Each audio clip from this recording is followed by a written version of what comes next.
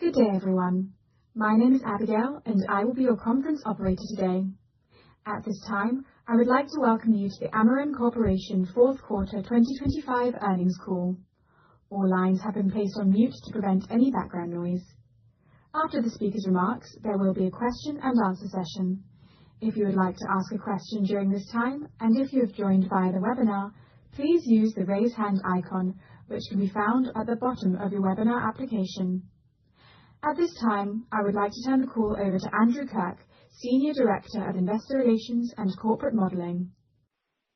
Thank you and good morning. On the call with me today are Marty Lyons, our Chairman, President, and Chief Executive Officer, and Lenny Singh, our Executive Vice President and Chief Financial Officer, as well as other members of the Ameren management team, including Michael Main, Group President of Ameren Utilities. This call contains time-sensitive data that is accurate only as of the date of today's live broadcast, and redistribution of this broadcast is prohibited. We have posted a presentation on the AmerenInvestors.com homepage that will be referenced by our speakers. As noted on page 2 of the presentation, comments made during this conference call may contain statements about future expectations, plans, projections, financial performance, and similar matters, which are commonly referred to as forward-looking statements. Please refer to the forward-looking statements section in the news release we issued yesterday, as well as our SEC filings for more information about the various factors that could cause actual results to differ materially from those anticipated. Now here's Marty. Thanks, Andrew. Good morning, everyone, and thank you for joining us. Beginning on page 4, here we highlight some of the key updates we will cover today. We will walk through our 2025 financial results, recap key accomplishments, and discuss how we are well positioned for 2026 and the years ahead. Specifically, we delivered 2025 adjusted earnings of $5.03 per share, which represents 8.6% growth over adjusted 2024 results. And we affirmed our 2026 earnings per share guidance range of $5.25 to $5.45. I'm also pleased to report that this week we signed 2.2 gigawatts of large load electric service agreements in Missouri. We continue to take meaningful steps towards supporting significant economic development opportunities emerging across our service territory, while also continuing to provide strong value for all our customers and our communities. I'm proud of not only the strong operational and financial results we delivered as an Ameren team, but also our strategic plans and accomplishments that we expect will lead to competitive long-term returns for our shareholders in the years ahead. Today, we issued 6 to 8% earnings per share growth guidance for the period 2026 to 2030, and we continue to expect year-over-year results near the upper end of that range. Turning now to page 5. As always, at the center of everything we do is creating value for the 2.5 million electric and 900,000 natural gas customers that we have the privilege to serve. Our 3-pillar strategy, investing in rate-regulated infrastructure, advocating for constructive regulatory and legislative frameworks, and optimizing our business, continue to guide our work for customers, communities, and shareholders. This year, the Ameren team accomplished all of the key strategic objectives we outlined a year ago, shown on page 6. This included investment of more than $4 billion in electric, natural gas, and transmission infrastructure.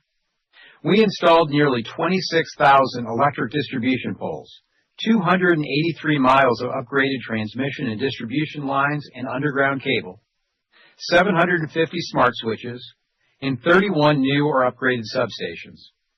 We also made significant progress on the development of new generation resources. On the regulatory front, we received constructive orders in both Missouri and Illinois electric and natural gas rate reviews.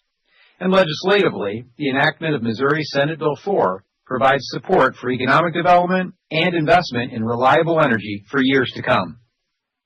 To further advance economic development and ongoing reliability, we updated our Ameren Missouri Preferred Resource Plan last February and immediately began executing on the accelerated components.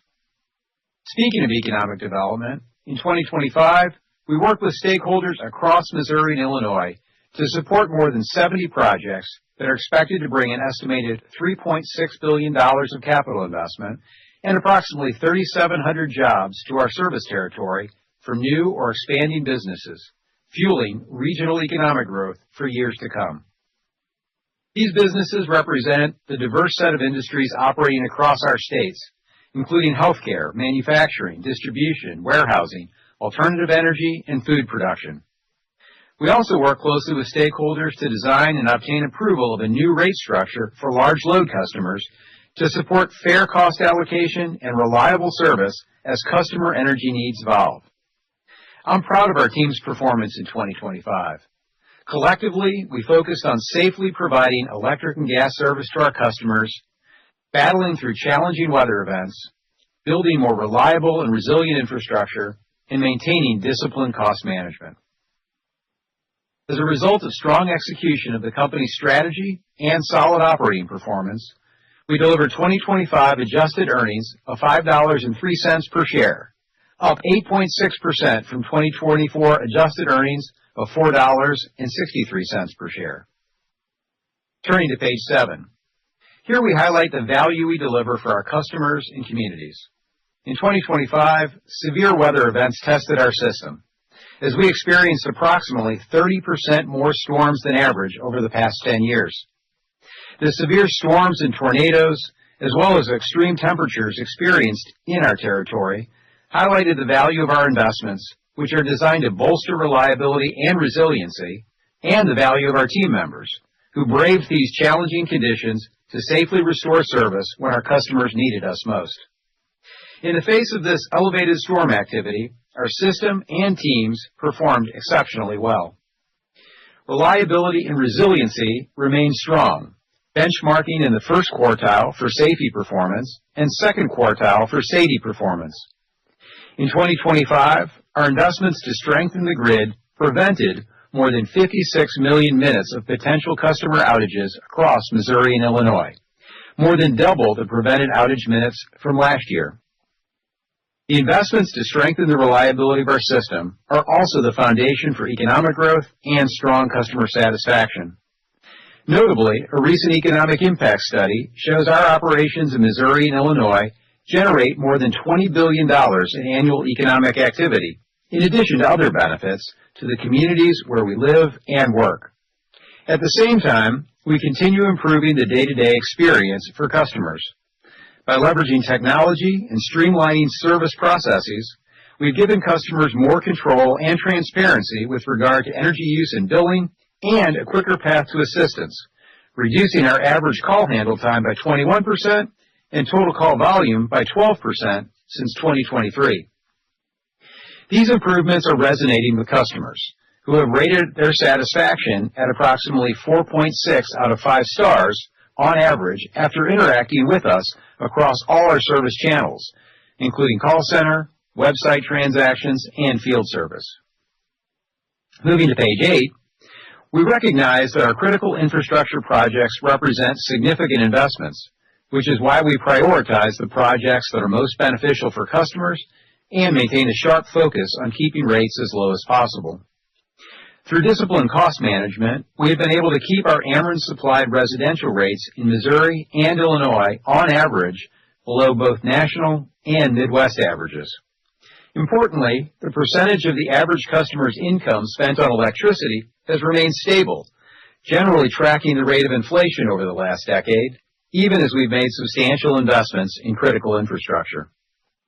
Ameren invests hundreds of millions of dollars each year to support our customers and communities through energy efficiency programs, demand response initiatives, and substantial energy assistance funding. In addition to funding Ameren-developed programs, we also partner with a wide range of organizations to connect customers with available federal, state, and local assistance. Turning to page 9. Disciplined execution of our strategy has delivered strong and consistent results over time.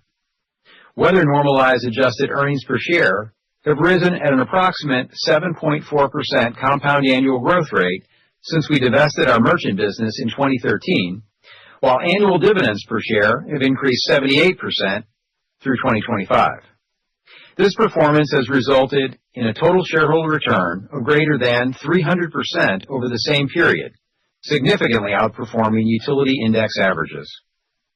As we look ahead, we believe execution of that same strategy, putting customers and community value at the center, will continue to drive strong returns.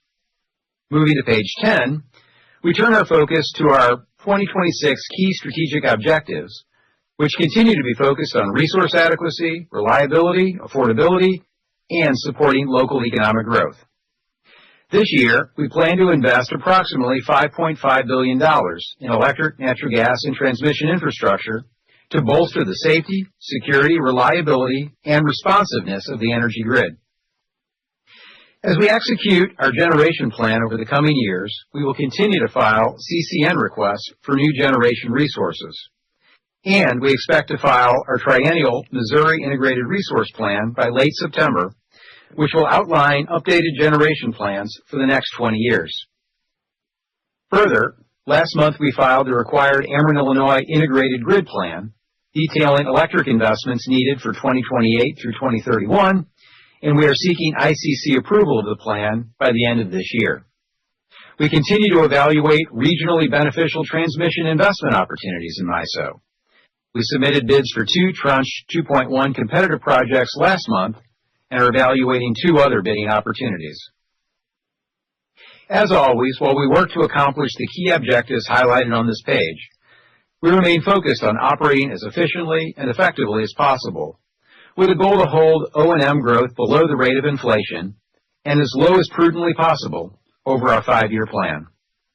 We have a number of initiatives underway to continuously improve and optimize our performance. On page 11, we outline how the execution of our strategy is expected to drive a strong total shareholder return over the next 5 years. Today, we are rolling forward our 5-year investment plan, and as you can see, we expect to grow our rate base at a 10.6% compound annual rate from 2025 through 2030. This strong expected rate base growth will be driven by $31.8 billion of planned infrastructure investment, a 21% increase in our 5-year capital plan compared to the plan laid out last February, with the increase primarily due to robust expected generation investment needed to serve anticipated load growth and support system reliability. We continue to expect 2026 earnings to be in a range of $5.25 per share to $5.45 per share. The midpoint of this range represents 8.1% earnings per share growth compared to our original 2025 earnings guidance midpoint. Building on our proven strategy and track record of strong earnings growth, we continue to expect to deliver 6 to 8% compound annual earnings per share growth from 2026 through 2030, using the midpoint of our 2026 guidance of $5.35 per share as the base. More specifically, we expect consistent earnings growth near the upper end of this range in 2027 through 2030. In addition, last week, Ameren's Board of Directors approved a quarterly dividend increase of 5.6%, equating to an annualized dividend rate of $3 per share. This represents our 13th consecutive year of increasing our dividend. We continue to expect dividend growth in line with our long-term EPS growth guidance, and we expect our dividend payout ratio, which today is approximately 56%, to be maintained within a range of 50% to 60%. Combined, our earnings and dividend growth expectations support our strong long-term total shareholder return proposition. On page 12, we provide an update on the Ameren, Missouri large load rate structure, which the Missouri PSC approved last November. This rate structure is in accordance with Missouri state law, which requires data centers to pay for costs to connect them to our system and for them to pay their share of ongoing cost of service. Under the large load rate structure, customers requesting 75 megawatts or more will pay a base rate, which at this time is approximately 6.2 cents per kilowatt hour, and agree to additional terms and conditions under an ESA. The additional terms will include a service commitment of 12 years after ramp, a minimum demand charge of 80% of contracted capacity, termination provisions, and collateral requirements, all designed to protect existing customers. In addition, new customer programs will allow qualifying customers to elect to advance their clean energy goals by supporting the carbon-free energy resource of their choice through incremental payments, which would be used to help offset costs of service for other customers. Turning to page 13, I'll provide an update on the large load data center opportunities in our service territory. In the coming years, these projects are expected to bring in jobs, tax revenues, and investment, and to drive long-term economic growth. Just this week, Ameren, Missouri executed ESAs with large load customers that cumulatively represent 2.2 gigawatts of new demand to be served in the future. Executing these ESAs is an important milestone. Of course, there are a number of other project milestones still to be achieved, including the customer project announcements, groundbreaking, and construction. Still, these agreements are an exciting development. Our 5-year financial plan laid out today assumes 6.2% compound annual sales growth from 2026 through 2030, which includes a base assumption of 1.2 gigawatts of new load growth by 2030, consistent with our preferred resource plan, and is depicted by the blue line on the chart on the right-hand side of this page. The 2.2 gigawatts of executed ESAs represent upside to our sales and earnings forecasts. Developers continue to evaluate Missouri and Illinois for additional future large load projects. In Missouri, this pipeline includes projects with transmission interconnection construction agreements representing a total of 3.4 gigawatts of potential new demand, inclusive of projects associated with the executed ESAs. And in downstate Illinois, this pipeline includes projects with construction agreements representing a total of 850 megawatts of new demand. We have now received approximately $46 million in non-refundable payments from developers in Missouri and Illinois to cover the cost of transmission upgrades related to these construction agreements. These payments reflect developers' confidence in and commitment to their projects. Turning to page 14 for an update on our generation build-out. The Integrated Resource Plan filed last February called for development of 5.3 gigawatts of new generation resources between 2025 and 2030. We've made strong progress on development of these resources over the last year, with nearly 2.7 gigawatts of new generation in progress. In December, we placed Vandalia Energy Center, a 50-megawatt solar facility, in service, and the Bowling Green and Split Railed Solar Energy Centers, totaling 350 megawatts, began final testing in January. Further, as part of strengthening our existing fleet, dual fuel conversion work is expected to be completed by the end of the year at our Audrain Energy Center to add 700 megawatts of capacity on the coldest winter days when gas is otherwise unavailable. We continue to advance our new natural gas generation projects as well. Yesterday, the Missouri PSC approved the Certificate of Convenience and Necessity for the 800-megawatt Big Hollow Natural Gas Energy Center and accompanying 400-megawatt battery storage facility, both scheduled to be in service in 2028. Proactive strategic supply chain work for all of our planned generation resources continues. We have procured long lead time components, such as turbines and transformers, for our planned near-term energy centers, and we have executed gas supply contracts and awarded labor contracts for both simple-cycle natural gas facilities. We continue to actively plan for the construction of a 2.1 gigawatt combined cycle facility included in our IRP, having secured production slots for the 3 necessary turbines. We anticipate filing our CCN request with the Commission later this year for this combined cycle facility, which we expect to be placed in service in 2031. These efforts keep us on track to maintain a balanced energy mix to meet growing demand affordably and reliably, targeting approximately 70% generation from on-demand resources and 30% from intermittent resources by 2040. Moving now to page 15 for a transmission update.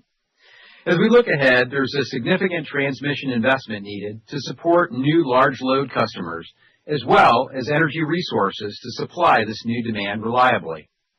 In addition, we remain focused on executing our assigned Tranche 1 and 2.1 long-range transmission projects and developing strong proposals for Tranche 2.1 competitive projects. In January, we submitted joint bids for 2 Illinois projects, and we expect MISO to select the developers for the projects this summer. Bids for 2 additional MISO projects are due mid-2026, and we are evaluating those opportunities. Recall that we do not include competitive projects in our capital plan or 10-year pipeline until projects are awarded.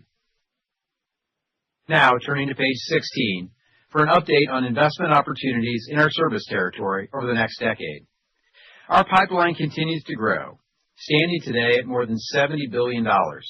These investments will strengthen the safety, reliability, and resiliency of the energy grid, powering the quality of life for families and businesses, and supporting thousands of jobs and driving economic growth across our communities. Moving to page 17 to sum up our value proposition. We're confident that the execution of our strategy in 2026 and beyond will continue to deliver superior value to our customers and shareholders. Solid operating performance and prudent infrastructure investment, along with a strong balance sheet and strong credit ratings, supports safe, cost-efficient, and reliable service for our customers. Robust infrastructure investment is needed in each of our business segments to ensure safe, reliable service and to meet the demands associated with exciting economic development opportunities. These infrastructure investments are anticipated to drive compound annual rate base growth of 10.6%, which, along with sales growth, provides the foundation for our 6 to 8% compound annual earnings growth expectation. Continuing our long track record of delivering strong earnings growth, coupled with an attractive and growing dividend, will result in a compelling total return story for those seeking a high-quality utility investment opportunity. I'm confident in our team's ability to effectively execute our investment plans and other elements of our strategy across all 4 of our business segments. Again, thank you all for joining us today. I would now like to welcome our recently appointed Chief Financial Officer, Lenny Singh. Thanks, Marty. I'm glad to be here with you today. I'll begin on page 19 of our presentation with our 2025 earnings results. Yesterday, we reported 2025 adjusted earnings of $5.03 per share, compared to earnings of $4.63 per share in 2024. Our 2025 adjusted earnings exclude certain tax benefits at 3 of our business segments: Ameren Transmission, Ameren Illinois Natural Gas, and Ameren Illinois Electric Distribution. These tax benefits were recorded in response to IRS guidance issued to another taxpayer and associated regulatory orders issued by FERC and the Illinois Commerce Commission regarding treatment of net operating loss carryforwards. Pursuant to this guidance and these orders, we decreased income tax expense by a total of $86 million in 2025, resulting in a 32 cents per share benefit. On page 20, we summarize key drivers impacting adjusted earnings at each segment. As Marty outlined, we achieved strong earnings growth supported by strategic infrastructure investments and robust retail sales at Ameren Missouri. Weather-normalized sales at Missouri grew 1% overall, with a 0.5% and 1.5% growth for our residential and commercial classes, respectively. We also experienced favorable weather across our service territory. At the same time, we funded incremental operations and maintenance activities in Missouri to improve grid and energy center reliability for the benefits of our customers. Of course, disciplined cost management remains core to our way of doing business.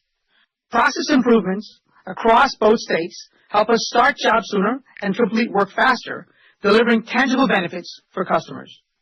For instance, in the past 2 years, we achieved $20 million in recurring O&M savings from energy delivery process improvements, including enhanced field work scheduling that, where implemented, has improved productivity by about 25%.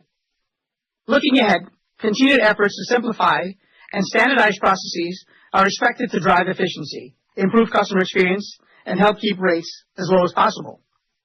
With that, let's move to page 21 for a brief update on the constructive orders in both of our Illinois rate reviews in late 2025. In November, the Illinois Commerce Commission approved a $79 million annual base rate increase for our natural gas distribution segment, which reflected a higher return on equity of 9.6% and a 50% equity ratio.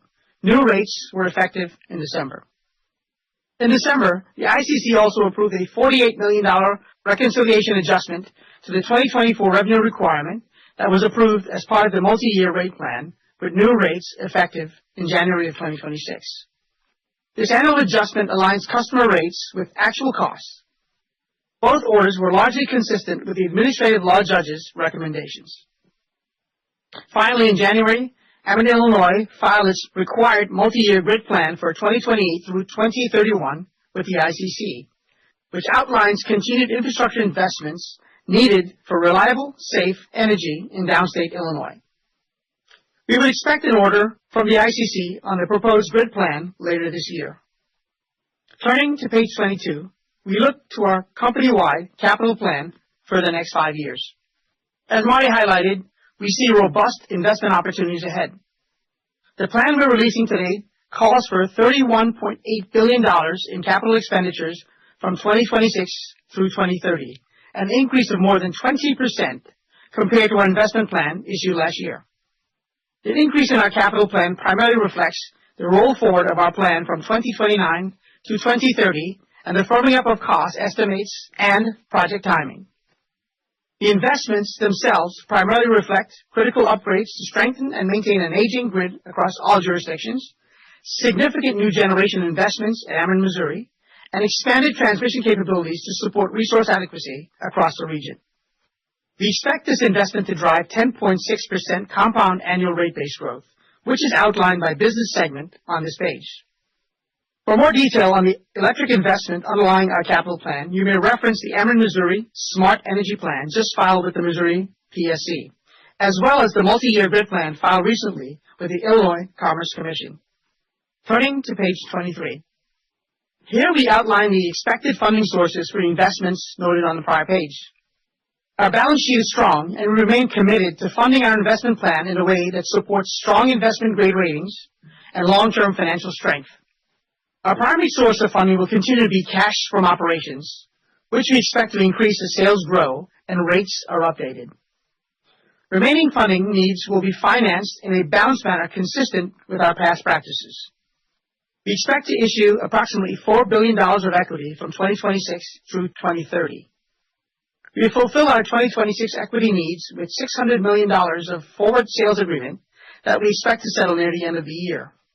We expect above average equity issuance in 2027 and 2028, aligned with the timing of our new generation investments. The amount and timing of our equity needs will ultimately be a function of the timing of cash flows, including cash flows from data center sales, timing and amount of which we expect to have further clarity on over the course of this year. A portion of our equity needs could be satisfied through issuance of hybrid debt securities at the parent company, which receive 50% equity credit from Moody's and S&P. We expect to continue to issue long-term debt to fund remaining cash requirements. To fund maturing obligations and a portion of the $5.5 billion of planned investment, we expect debt issuances totaling approximately $2.85 billion in 2026. Expected timing of these issuances is shown on this page. Moving to page 24 of our presentation for our 2026 earnings guidance. Today, we're affirming our 2026 diluted earnings per share guidance range of $5.25 per share to $5.45 per share, the midpoint of which represents approximately 8.1% growth compared to the midpoint of our 2025 original EPS guidance range. The earnings drivers are summarized on this page and remain largely consistent with those discussed on our third quarter earnings call. Through disciplined cost management, we will target limiting consolidated O&M expenses to less than the rate of inflation over the 5-year plan. Finally, turning to page 25. I'm encouraged by the opportunities we have at Ameren to make lasting impact in our communities and shape the energy future for our customers. This is an exciting time in the industry, one that I could never have fully imagined when I started my career over 30 years ago. We remain confident in and excited about our long-term strategy, one that we believe will continue to consistently deliver for shareholders. Our investment positions us to strengthen reliability for all customers and attract and support economic growth in our communities. And our disciplined cost management and strong customer growth pipeline position us to do so while keeping customer rates as low as possible. We expect that our strong earnings per share growth, paired with our attractive dividend, will provide a compelling total shareholder return that will compare favorably with the growth of our peers. That concludes our prepared remarks. We now invite your questions. We will now move to our question and answer session. If you have joined via the webinar, please use the raise hand icon, which can be found on the bottom of your webinar application. When you are called on, please unmute your line and ask your question. We will now pause a moment to assemble the queue. Our first question comes from Julian Dumoulin-Smith with Jefferies. Hey, good morning. Can you guys hear me okay? Yes, Julian, good morning. Hey, love that it works. Excellent. Hey, nicely done all around. I got to hand it to you guys. Just a couple questions real quickly. First off, on the 2.2 gigs of executed ESAs, any caveats on why not to include it here? I mean, obviously it's relatively recent. And then separately, can you talk a little bit about the commentary about being at the upper end of the 6 to 8? Just how does that reconcile with the 2.2? How do you think about, for instance, CapEx reconciling with that and how that would position you here? I'll leave it there. Yeah, that's fine, Julian. I'll try to, this is Marty, obviously, I'll try to answer those questions. Yeah, look, we're off to an exciting start to 2026, February in particular. It's been, this month that we've been able to sign these 2.2 gigawatts of ESAs. And as we talked about on the call as well, just this week, the Public Service Commission in Missouri approved our Big Hollow 800 megawatt simple cycle gas plant, as well as some battery energy storage of 400 megawatts. And, so it's been an exciting month, a great start to the year. As we think about our guidance and the sales growth looking ahead, as you know, what's been baked into our guidance over the past year has really been about 1.2 gigawatts of new demand by 2030. And as we talked about, in our IRP last year, up to about 1.5 gigawatts by 2032. But, for purposes of guidance, that 1.2 gigawatts by 2030 is certainly, relevant. That, of course, was sort of the baseline that was in our preferred resource plan that we filed with the commission this past year, and it's shown on page 13 of the slide deck we posted today. But importantly, that 1.2 gigs was in the guidance we provided, that 6 to 8%. And as we guided last year, and we continue to guide, we really expect to be able to deliver near the upper end of that range over the 5-year period. So as you look at this 2.2 gigawatts of ESAs, that certainly represents upside to the sales growth that has been embedded in that 6 to 8% guidance, and in our assertion that we expect to deliver near the upper end of that range. So it does represent upside. Now, as you mentioned, we just got these ESAs signed here in February, and there's a lot of milestones ahead with respect to the development of those data centers associated with those ESAs. Things like, actual customer announcements, project announcements, groundbreakings, the construction of those data centers. So, again, I would say that the ESAs that we signed and the 2.0 gigawatts certainly gives us greater confidence with respect to our ability to deliver over this time period towards that upper end of that 6 to 8%. And I would say, depending upon the ramp rates, gives us the potential to even achieve above that. So we're very excited about it. It's been a great start to the year. Hopefully that answers your questions. Absolutely. Thank you very much. I appreciate that. And then just if I can quickly follow up, you made reference here to hybrid securities real quickly. How do you think about that as being part of the plan? Clearly it is. How do you think about that strategically here? And is that accretive to the plan when you talk about being near the upper end of 6 to 8? Is that an incremental source of latitude here, just to come back to what's in versus out of the plan? Yeah, I think as you think about, utilization of those securities versus straight equity, it might be slightly accretive in the short term. I think over time we have to evaluate whether it is or isn't, from that standpoint. Obviously, there's the, interest costs associated with those securities. So, it may be more of a neutral over time, but it's something that we're going to evaluate as we think about the financing plans we have ahead. Obviously one of the things that we really utilized over time are these ATM issuances to fulfill our equity needs. I think we'll continue to lean on that heavily, that kind of approach as we think about our financing plans, but always want to keep our options open.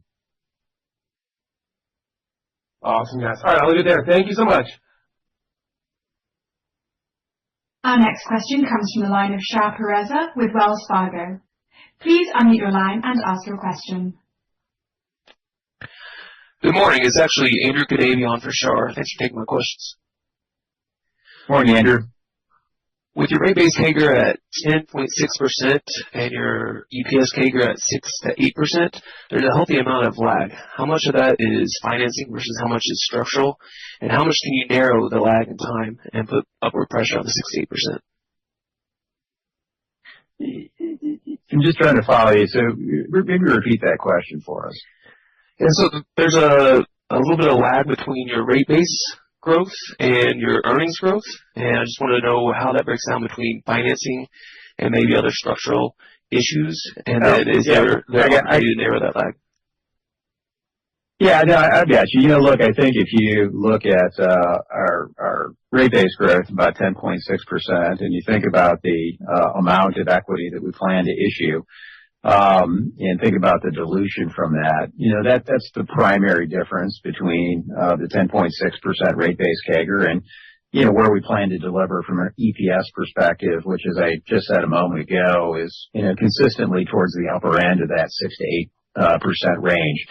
I think the other thing to think about over this time period is as these sales come better into focus from the hyperscalers that we're working with, these ESAs, you know, that too can help to reduce any differential that we have between allowed ROEs and earned ROEs that also can help from, you know, from an earnings perspective. So, you know, those are some of the big drivers that come to mind. And then, you know, I would just say, you know, we're obviously a fully rate regulated business, and as you well know, you know, there can be, you know, lag as you think about over time during the periods between rate reviews. And so, you know, those are just some of the things to think about in terms of, you know, the earnings growth, the earned ROEs, et cetera.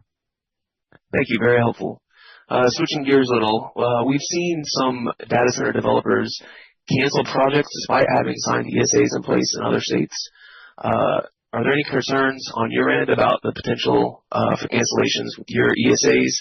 And could you give us a little color on when the large load take or pay provisions in the ESA became binding for the customer? Yeah, all really good questions. You know, first of all, you know, with respect to these ESAs, the counterparties and the terms of these and the ramp rates are all, you know, highly confidential, so can't get into any of that. You know, I wouldn't say that we have any concerns with respect to, you know, these ESAs or the projects coming to fruition. You know, that said, I mentioned there's significant milestones ahead in terms of the project announcements, the groundbreaking, the construction. So, you know, certainly recognize that those uncertainties as we look ahead. But again, you know, our 6 to 8% EPS growth guidance, our expectation of delivering near the upper end, again, was really based on about 1.2 gigawatts of sales growth between now and 2030. The ESAs we've signed represents upside. And I think that, again, speaks to the conservatism that we have in our overall guidance range, you know, given, again, some of the uncertainties ahead. But, you know, we certainly don't, you know, have any concerns as we sit here today. This is Michael. I agree with everything that Marty is saying. I think beyond that, I mean, there are a number of provisions, obviously, in the tariff itself and the ESA that are protective to customers. You know, in terms of termination provisions, minimum monthly payments, security requirements, etc. So, a number of links have gone. You know, a number of steps gone to great lengths here to make sure that we're protecting customers at the end of the day as well, in case that would happen. Yeah, those are great points, Michael. And, you know, while we can't speak to the specifics of individual ESAs, you can see some of that outlined on slide 12 that, as Michael mentioned, are all part of our large load tariff design. Great. Thanks. I'll leave it there. Our next question comes from the line of Diana Niles with JP Morgan. You may now unmute your line and ask your question. Hey, good morning. Thank you so much for taking my questions today. Hey. So how do you... Good to have you. Thanks. So looking at your infrastructure investment pipeline, are there timing considerations to some of the future opportunities there, thinking about how much might fall within the 5-year plan period or how much visibility you have beyond 2030? Yeah, are you really getting to the CapEx and how we see that playing out? I mean, at a high level, we talked about over the 10-year plan, really about $70 billion of investment opportunities, and we laid that out in our slide. And then during the 5-year period, expecting $31.8 billion of infrastructure investments, and largely being driven by generation investments in Missouri. As we think about in transitioning our fleet over time. But that may not be specifically answering your question if you want to dive a little deeper. Yeah, I guess sort of asking there, like, maybe how to think about the cusp between like the 5-year plan of 2030 and beyond, like we're seeing like continued like smooth investment there, or are you thinking about filling more opportunities in? Yeah, I think, look, we try to, smooth things out over time. I think it's something that's certainly good for, customers as you think about bringing those investments into rate base over time and, making a stable investment profile overall. At times it'll be a bit lumpy, though, especially as you think about some of the infrastructure investments we have with respect to generation resources. They can certainly be more significant investments and create some lumpiness in the investment profile. And so, a couple of things we've got coming up, as you can see in our slides, we've got some significant investments in simple cycle gas-fired generation that are coming into service in 27 and 2028. And then if you look at our integrated resource plan, we have a pretty significant investment in a combined cycle facility, 2,100 megawatts, that we plan to bring into service in the 2031 timeframe. So there's certainly some lumpiness there. The other thing I'd say just to watch for, didn't emphasize it necessarily on this call, but did highlight it, which is that, later this year, we do expect to make our triennial integrated resource plan filing in Missouri. And in that plan, we'll certainly be looking at any opportunities to accelerate generation investments, specifically maybe looking at things like batteries, perhaps renewables. But as you move into that 2030 to 2040 timeframe, also looking at the need and potential additional investments in dispatchable generation facilities.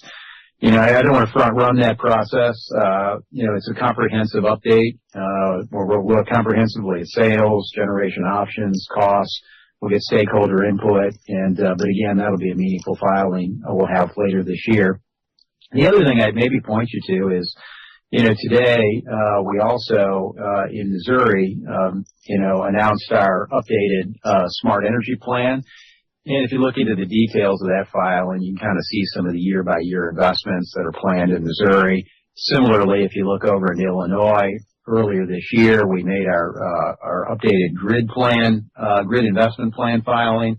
In there, too, you can see some of the planned investments on a year-by-year basis. So those are a couple of resources you can look to that are out there publicly. Great. Thank you very much. Our next question comes from the line of Bill Appicelli with UBS. You may now unmute your line and ask your question. Yeah, hi, good morning.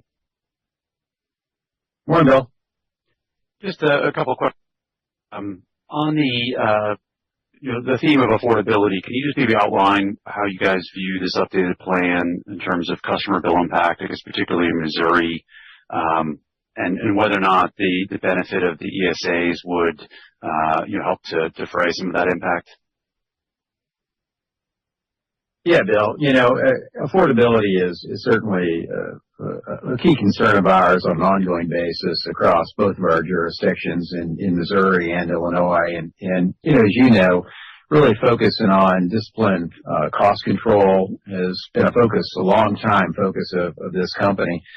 In fact, as you look back, even over the past 5 years, I think our O&M CAGR was something like 2.8% at the same time that, consumer prices went up about 4.6%. So, we've got a history of really looking to continuous improvement, at the company to, really take costs out, to, produce productivity enhancements and optimize.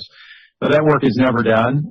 Certainly there's always the benefit of new technologies, new ways of doing things.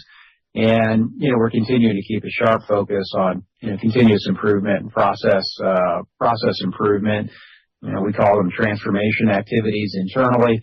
And we've got a number of efforts going on right now that, again, we expect to be able to continue to bend that cost curve. And as we said on the call, really look to keep O&M costs as low as prudently possible and really deliver, under that rate of inflation. And I say prudently because there's times we're going to want to invest back in the system. We've done that with things like tree trimming, investments in our power plants, things that really keep our resources reliable and produce good reliability for our customers. So we're going to keep a good focus on all of those things. As we think about, this incremental sales opportunity we have, a key focus of Senate Bill 4 in Missouri last year was really to require that at the end of the day we design a tariff that really is focused on making sure that these new data centers are paying for the cost to connect into the system and paying their fair share for the cost to serve them. Really providing reasonable assurance that there's no burden being borne by the rest of our customers. So that was a focus of the legislature, and certainly a focus of the Missouri Commission as they approved the tariff that we'll be utilizing to serve these customers. It was a focus of ours as we went through the negotiation of the ESAs that we announced earlier today. And I think it'll be a continuing focus as we go through our rate review proceedings in the future. But again, the goal is for them to pay their fair share, the cost of providing them service, and at a minimum to not have a burden fall on the rest of our customers. And we're certainly hopeful that over time, as these sales increase, that there would actually be benefits for the remainder of our customers. So again, affordability has been and will continue to be a big focus for us. Okay, that's very helpful. And then just a point of clarification, the 3.4 gigawatts of construction agreements, I guess that's inclusive of the 2.2 ESAs, right? So does that imply that there's about 1.2 gigawatts of sort of advanced negotiations around additional large load customers? Some are advanced, some aren't. I would just say that, that is, you're correct, by the way. The 3.4 is inclusive of the 2.2, and they're, in various stages of development. Okay. And then just to an earlier question, about rolling in, the benefits of the ESAs, is that something you would look to do, on a future quarterly call, or would that need to wait until, sort of your next full reset, maybe on Q3? Yeah, look, I think we'll monitor over time. I mentioned some of the milestones ahead with respect to the development of these data centers and getting, clarity in terms of a sales forecast. I also mentioned other drivers that, might be out there. For example, we, have an update to the integrated resource plan later this year in Missouri. And so I think there'll be a number of things that'll come into greater focus over the course of the year. I wouldn't rule out an update as part of a quarterly conference call. Obviously, things are moving at a faster pace than they historically have, and we'll need to think about being more nimble as well in terms of the guidance that we provide. All right, great. Thanks very much. Our next question comes from Carly Davenport with Goldman Sachs. Please unmute your line and ask your question. Hey, good morning. Thanks for taking the questions. Maybe one just on Missouri. I know we're still pretty early in the legislative session there, but I think there's been some bills introduced around data centers and other generations. So just curious if you have any early thoughts on potential impact there, or if there's any other legislation that you've been watching. Hey, Carly, it's Michael. Yeah, there are a number of bills floating around. There's a couple of bills related to solar. We continue to engage with stakeholders, sponsors around that. It's early innings. I think people are open to discussion. Again, with all resources, there's always, certain concerns. My sense is that we can find a path forward on this. Maybe it's related to some solar setbacks or some changes in local taxing authority, but look, solar is an important resource, combined with everything else that we're doing from a natural gas and nuclear or coal perspective. As we just indicated, Marty just went through, ultimately, we need all of this generation. So engage with the stakeholders around this, and hopefully we can land it in a good spot. Beyond that, not a lot of legislation floating around. We had some success, obviously, last year with Senate Bill 4. The focus really has been on the implementation of that Senate bill. There were a number of provisions in there around 4 test years for water and gas utilities. Those rulemakings are, active, and we're participating in that process. That's important. We get that right. I think that could be a framework for us going forward on the electric side. And beyond that, we'll just continue to evaluate the session. Got it. Great. Thank you for that. And then just a clarifying question as you think about the financing path. Any sense how much of the equity you could look to satisfy with the hybrids? And then outside of that, is the ATM still the sort of preferred method of issuance?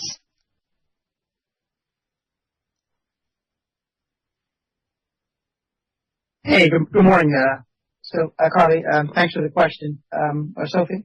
Carly, sorry. Thanks for the question. As we said in the plan, we have not specified what amounts we're going to be using, but the plan, if you think back at the $4 billion over 5 years, it's on average $800 million a year. Remember, 2026 was completed with forward sales agreement. We have had success with ATMs over the year, and we'll continue to leverage that throughout the plan. Hybrids are part of the solution, and we'll continue to make determination as we progress throughout the year. Great. Thank you so much for the color. Our last question comes from Sophie Karp with KeyBank. Please unmute your line and ask your question. Hi, good morning. Thank you for taking my questions. Hi, Sophie. I was wondering how you guys see your role in, educating the communities, particularly in Missouri, right, on the benefits of having the data center under the special tariff, and whether there's actually any benefits to them, because what we see is a lot of pushback on it, right, because of the media coverage that data centers receive, and a lot of communities, without maybe understanding that there might be a benefit to them, begin to oppose these developments. So my question is, do you see yourself as having a role in actively educating these communities to prevent those outcomes? Well, I think we have a role specifically with respect to clarifying the impacts on reliability and affordability of energy services. And so I think with respect to the broader benefits to the community in terms of jobs, economic development, impacts on other aspects, I think, again, it would be up to really the data centers, developers, the hyperscalers, to provide, clarity with respect to, broader impacts of their operations. We think it's, again, important, though, for us to be there and be engaged and to be able to speak to, the legislation that's been put in place, the terms and conditions of our tariffs, the ESAs that we're assigning, also important, the generation resources that we have available, the generation resources that we're building, and the fact that we do believe we can serve these additional customers reliably, and as I said earlier in my remarks, provide service to them in a way that they will be paying for the cost to connect them to the system, and they will be paying for the cost to serve them, and the reasonable assurance that can be provided to the rest of our customers that they will not be negatively impacted, by the service provided to these customers. And so I do think we have a role in speaking to that. All right, thank you. And then maybe on Illinois a little bit. Like, I guess Illinois has been kind of not on the forefront of your investment plan lately. Can you talk a little bit about the regulatory climate in that state, how it's been evolving, and is there potential for upside from the multi-year grid plan or some other pending regulatory proceedings in Illinois? Yeah, so Illinois does remain, obviously an important part of our business, and I would say, we do continue to invest significantly in Illinois, as you see in our 5-year plan, about $3.6 billion in electric distribution. We've got $1.9 billion going into Illinois natural gas. And, they're growing at a somewhat of a slower growth rate than we're seeing with respect to our transmission operations and Missouri operations, but it continues to be a significant place for investment. And I think if you look at, the regulatory environment over there, I would tell you, I feel like it's stabilizing and in some cases improving. If you look at this past year end, and you can see some of this on slide, I think 21 that we provided. But the commission approved the reconciliation for our last multi-year rate plan in December.